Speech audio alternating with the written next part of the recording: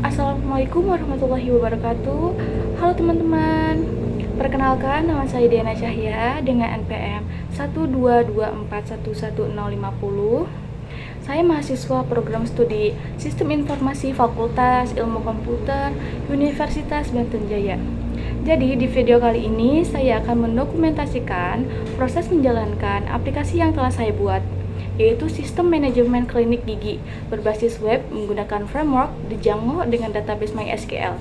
Aplikasi ini dikembangkan menggunakan Visual Studio Code, Python, Django, MySQL, phpMyAdmin, dan dijalankan melalui Google Chrome.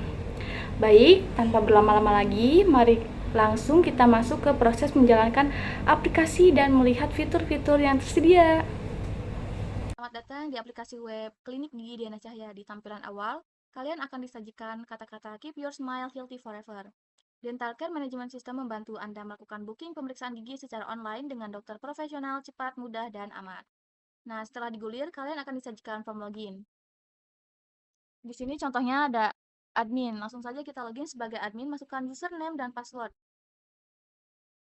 Nah, ini adalah dashboard admin. Di sini, admin bisa langsung melihat ringkasan jumlah dokter, total pasien, layanan, dan appointment. Langsung saja klik Kelola Dokter.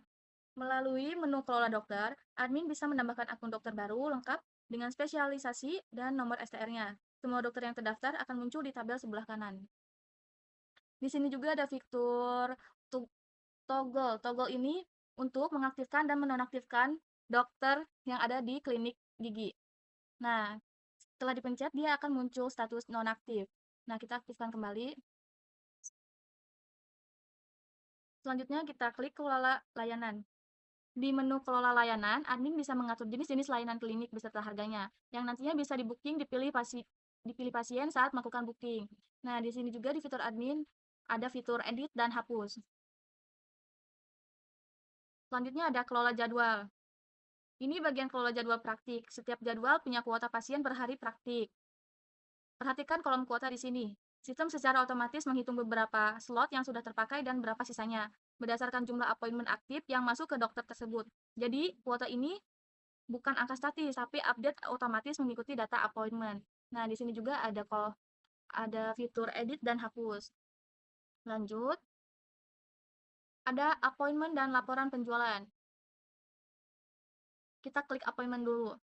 Di appointment ini, admin juga bisa memantau seluruh appointment yang masuk dari semua dokter, lengkap dengan biaya layanan dan status appointment-nya. Selain itu, ada juga fitur laporan penjualan untuk mencatat pemasukan klinik yang bisa diedit atau dihapus langsung dari sini. Nah, untuk appointment ini, si admin ini bisa membatalkan, selesai, dikonfirmasi, dan menunggu konfirmasi. Jika si pasiennya tidak jelas, maka dia bisa dibatalkan. Nah, ubah. Nah, status appointment telah diperbarui. Selanjutnya, yang akan saya tunjukkan yaitu ada laporan penjualan.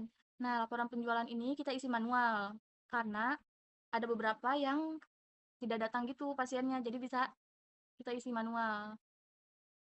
Lanjut ke, sekarang saya logout ya, dan login sebagai dokter. Nah, saya login sebagai dokter Andi. Nah, ini dashboard dokter. Dokter bisa melihat jadwal praktiknya sendiri beserta sisa kuota hari itu, dan daftar pasien yang sudah booking. Lengkap dengan status appointment-nya, apakah masih menunggu konfirmasi atau sudah selesai. Nah, ini contoh pasien yang sudah selesai. Di sini ada rekam medisnya seperti ini. Lanjut, saya login sebagai pasien, mendaftar sebagai pasien baru. Pendaftaran ini bisa dilakukan mandiri oleh pasien tanpa perlu dibuatkan oleh admin. Nah, klik daftar di sini, isi nama pengguna, isi yang ada di sini, guys. Dia.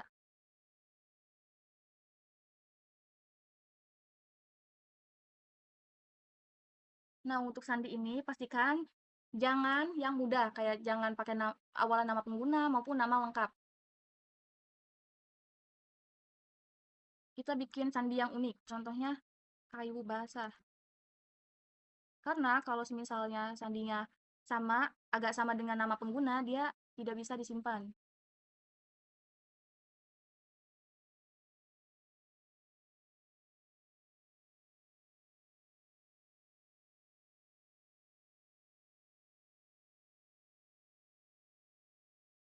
Nah, klik daftar. Nah, ini adalah dashboard pasien.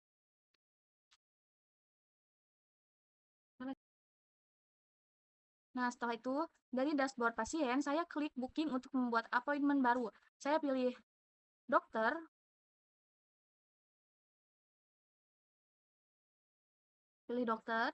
misalnya saya mau sama dokter Diana Cahya.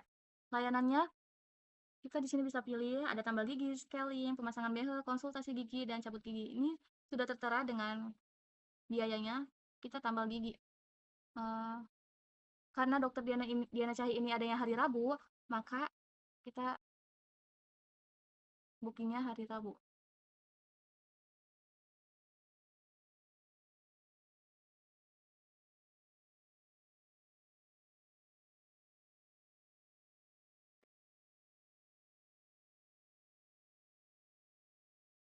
Setelah, nah,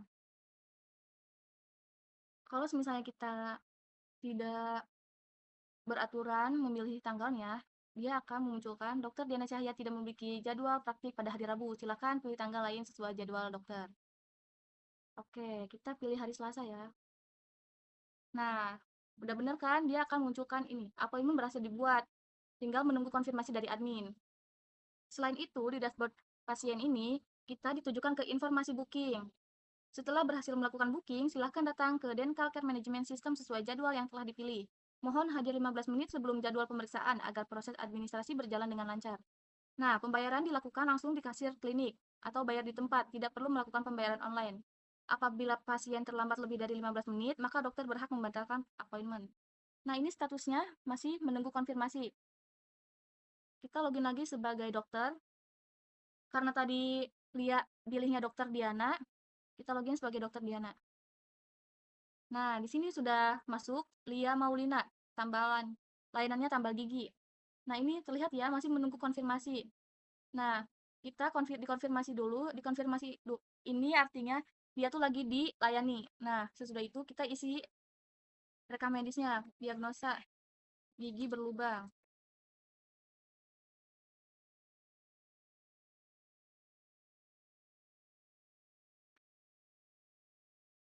Resepnya.